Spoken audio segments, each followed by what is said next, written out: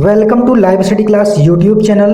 आज 23 दिसंबर 2020 से करंट अफेयर्स के टॉप इंपॉर्टेंट क्वेश्चन इस वीडियो में डिटेल में डिस्कस किए मिलेंगे, तो कृपया सेशन को अंत तक देखिएगा। अगर आपको इस वीडियो की पीडीएफ चाहिए तो हमारे टेलीग्राम ग्रुप को ज्वाइन कर लें या वीडियो के डिस्क्रिप्शन लिंक से भी प्राप्त कर सकते हैं, और टेलीग्राम का लिंक आपको डिस्क्रिप्शन में मिल जाएगा। अगर आप चैनल पर पहली बार विजिट कर रहे हैं तो चैनल को सब्सक्राइब कर लें, साथ ही साथ बेल आइकन को हिट कर लें, जिससे आपको करंट अफेयर्स और जीके जीएस का सेशन यहाँ से प्राप्त हो जाएगा। चलिए सेशन को स्टार्ट करते हैं, बढ़ते हैं पहले क्वेश्चन की तरफ। पहला क्वेश्चन आपके सामने, हाल ही में राष्ट्रीय गणित दिवस कब मनाया गया है? राष्ट्रीय गणित दिवस कब मनाया गया है? सही आंसर हो जाएगा 22 दिसंबर। 22 दिसंबर को भारत में प्रत्येक वर्ष राष्ट्रीय गणित दिवस के रूप में मनाया जाता है। Option D is the right answer for this question. Bharat में साल 2012 से प्रत्येक वर्ष 22 दिसंबर को राष्ट्रीय गणित दिवस के रूप में मनाया जाता है। यह दिन क्यों मनाया जाता है आपको ये भी पता होना चाहिए। तो यह दिन महान गणितज्ञ श्रीनिवास रामानुजम की जयंती के उपलक्ष्य में मनाया जाता है। इस वर्ष देश भर में रामानुजन की 133वीं जयंती मनाई जा रही है, आपको ये भी याद रखना है। तो इस क्वेश्चन से काफ़ी ज़्यादा इंपॉर्टेंट पॉइंट निकल के आ रहे हैं, आपको ये सब याद रहना चाहिए। अगला क्वेश्चन है, किस राज्य ने ग्रामीण क्षेत्रों के लिए विरासत अभियान शुरू किया है? तो किस राज्य सरकार ने शुरू किया है? तो सही आंसर हो जाएगा ऑप्शन सी उत्तर प्रदेश। उत्तर प्रदेश की राज्य सरकार ने ग्रामीण क्षेत्रों के लिए विरासत अभियान शुरू किया है। Option C is the right answer for this question. Uttar Pradesh इसका सही आंसर हो जाएगा। उत्तर प्रदेश सरकार ने ग्रामीण क्षेत्रों में संपत्ति और भूमि संबंधित विवादों को रोकने के लिए एक विशेष अभियान विरासत की शुरुआत की है। यह विरासत अभियान क्या है आपको इसके बारे में पता होना चाहिए। तो इस योजना से लोगों को उनकी जमीन जायदाद के लिए उचित कागजात मिलेंगे। इस अभियान के तहत बैंकों से ऋण भी किसान ले सकते हैं। तो यह है विरासत अभियान। अब बात है उत्तर प्रदेश की, तो राजधानी क्या है? लखनऊ। राज्यपाल कौन है? आनंदीबेन पटेल। और उत्तर प्रदेश के मुख्यमंत्री कौन है? योगी आदित्यनाथ, भारतीय जनता पार्टी से। तो इस क्वेश्चन से इतना इंपॉर्टेंट पॉइंट याद रखना है। अगला क्वेश्चन है, भारत के पहले उत्कृष्टता केंद्र का उद्घाटन किस शहर में हुआ है? किस शहर में भारत के पहले उत्कृष्टता केंद्र का उद्घाटन हुआ है? तो आपको बताना है। तो उसका सही आंसर हो जाएगा ऑप्शन बी गुरुग्राम में। गुरुग्राम में उत्कृष्टता केंद्र का उद्घाटन हुआ है। Option B is the right answer for this question. Gurugram में बिजली क्षेत्र में कौशल विकास के लिए पहले उत्कृष्टता केंद्र का उद्घाटन किया गया है। इसकी स्थापना हरियाणा के गुरुग्राम में स्थित राष्ट्रीय सौर ऊर्जा संस्थान के परिसर में किया गया है। तो इस क्वेश्चन से इतना इंपॉर्टेंट पॉइंट याद रखना है। अगला क्वेश्चन है, हाल ही में ASSOCHAM enterprises of the century award से किसे सम्मानित किया गया है? ASSOCHAM enterprises of the century award किसे प्रदान किया गया है? तो सही आंसर हो जाएगा ऑप्शन ए रतन टाटा। रतन टाटा को ASSOCHAM enterprises of the century award से सम्मानित किया गया है। Option A is the right answer, आपको याद रखना है, रतन टाटा इसका सही आंसर हो जाएगा। पीएम नरेंद्र मोदी ने वीडियो कॉन्फ्रेंसिंग के जरिए एसोचैम फाउंडेशन वीक 2020 को संबोधित किया है। विषय क्या रखा गया है? इंडिया रिलायंस आत्मनिर्भर road map towards $5 trillion economies, ये इसका थीम रखा गया है, ये आपको याद होना चाहिए। अगला क्वेश्चन है, हाल ही में किस खिलाड़ी ने अंतर्राष्ट्रीय क्रिकेट से संन्यास की घोषणा की है? तो किस खिलाड़ी ने की है अंतर्राष्ट्रीय क्रिकेट से संन्यास की घोषणा?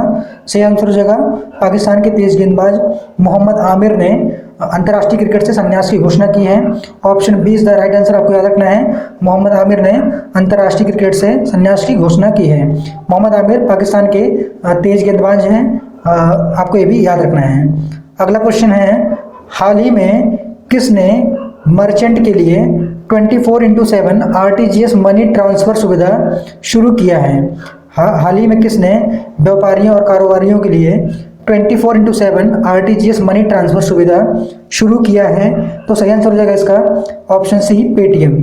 पेटीएम ने कारोबारियों के लिए 24/7 आरटीजीएस मनी ट्रांसफ़र सुविधा शुरू किया है। Option C is the right answer, आपको पेटीएम इसका सही आंसर है, आपको याद रखना है। यह कारोबारियों और कर्मचारी विक्रेताओं और साझेदारों को थोक और जल्द पैसे ट्रांसफ़र करने के सक्षम बनाएगा। इस सुविधा में मर्चेंट पेटीएम पे आउट के एपीआई और बिजनेस पेटीएम डैशबोर्ड के माध्यम से बैंक खाता, यूपीआई और पेटीएम वॉलेट से तुरंत बड़ा भुगतान कर सकते हैं।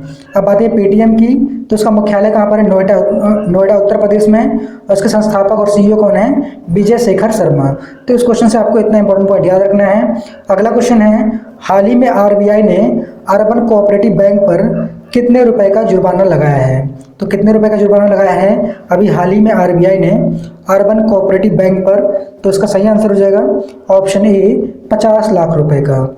अभी हाल ही में आरबीआई ने अर्बन कोऑपरेटिव बैंक पर 50 लाख रुपए का जुर्माना लगाया है, आपको याद रखना है।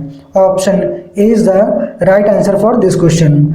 भारतीय रिजर्व बैंक ने केरल स्थित the urban cooperative bank limited पर 50 लाख रुपए का मौद्रिक जुर्माना लगाया है। अब बात है आरबीआई की, तो आरबीआई के 25वें गवर्नर कौन है? शक्तिकांत दास। इसका मुख्यालय कहाँ पर है? मुंबई, महाराष्ट्र में। इसकी स्थापना कब हुई थी? 1 अप्रैल 1935 कोलकाता में। तो इस क्वेश्चन से इतना इंपॉर्टेंट पॉइंट याद रखना है।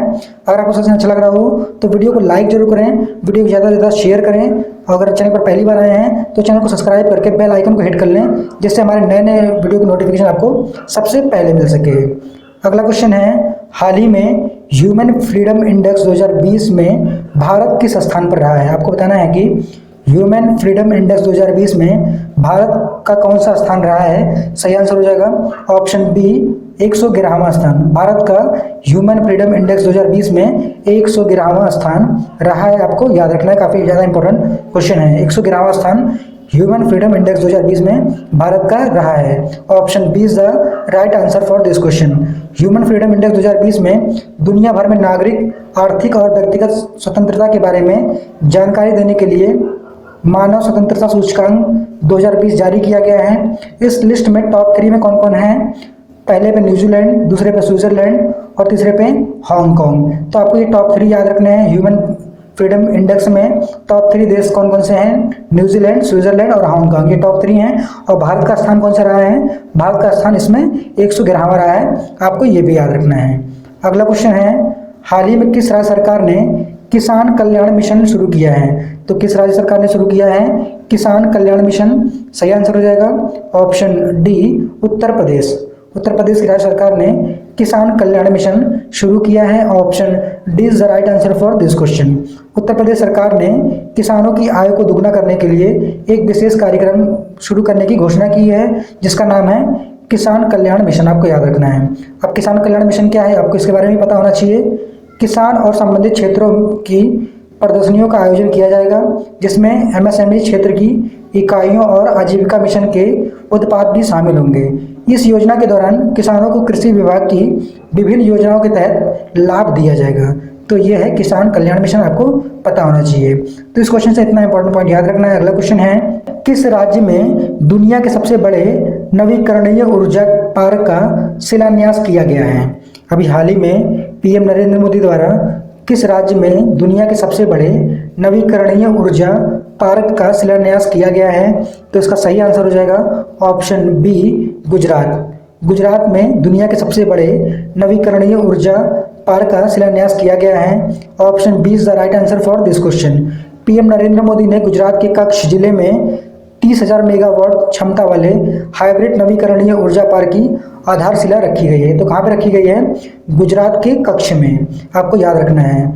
30,000 मेगावाट की नवीकरणीय ऊर्जा पार्क क्या है? इस पार्क का निर्माण भारत पाकिस्तान सीमा के पास खरवाड़ा और बिघाकोट गांव के बीच में किया जा रहा है। अक्षय पार्क में प्रत्येक पवन ऊर्जा और सौर ऊर्जा के लिए 2 समर्पित क्षेत्र होंगे। तो इस क्वेश्चन से इतना इंपॉर्टेंट पॉइंट याद रखना है। अगला क्वेश्चन है, इको रैप रिपोर्ट में वित्तीय वर्ष 2021 में भारत की जीडीपी -7.4% रहने का अनुमान लगाया गया है। तो यह रिपोर्ट किसके द्वारा प्रस्तुत किया गया है? अभी हाल ही में इको रैप रिपोर्ट में वित्त वर्ष 2021 में भारत की जीडीपी -7.4% रहने का अनुमान लगाया गया है। तो यह रिपोर्ट किसके द्वारा बनाया गया है, आपको ये पता होना चाहिए। तो इसका सही आंसर हो जाएगा ऑप्शन डी भारतीय स्टेट बैंक। भारतीय स्टेट बैंक ने अपनी रिसर्च रिपोर्ट इको रैप में वित्त वर्ष 2021 के लिए भारत की जीडीपी का पूर्वानुमान संशोधित करके -7% कर दिया, 7.4% कर दिया गया है। इससे पहले यह अनुमान -10.9% लगाया गया था। तो संशोधन होकर कितना अभी लगाया गया है, -7.4%, आपको याद रखना है।